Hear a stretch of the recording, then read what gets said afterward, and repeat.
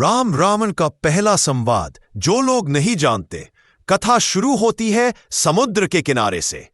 जब राम, लक्ष्मण और वानर सेना समुद्र पार करने की तैयारी कर रहे थे, उसी समय एक राक्षस आया, बिना युद्ध, बिना गर्जना, बस एक संदेश लेकर। वह राक्षस विनम्र था और उसने राम को प्रणाम करके कहा, मैं लंका से आया हूं, मुझे भेजा है स्वयं रावण ने। लक्ष्मण चौंक गए, हनुमान तैयार हो गए, लेकिन राम शांत थे। उन्होंने कहा, कहो, लंका के राजा का संदेश क्या है?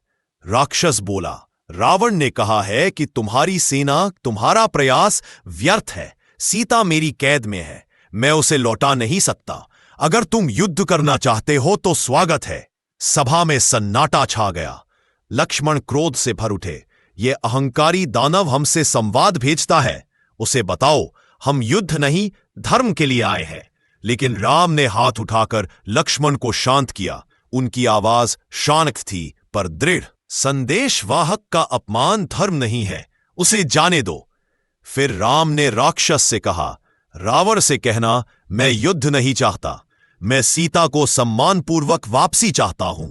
यदि वह सीता को लौटा दे तो यह समुद्र भी हमारे बीच नहीं रहेगा। राक्षस यह सुनकर स्तब्ध रह गया। क्या यह वही राम है जिन्हें देवता भी अवतार मानते हैं? इतना संयम, इतनी मर्यादा, इतनी करुणा?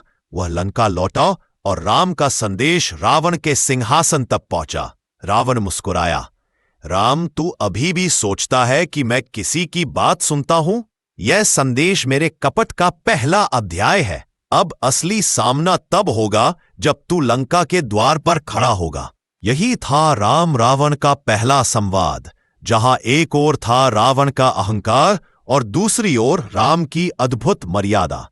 यह संवाद दुनिया को एक बात सिखाता है, अहंकार हमेशा युद्ध चुनता है, लेकिन मर्यादा हमेशा समाधान।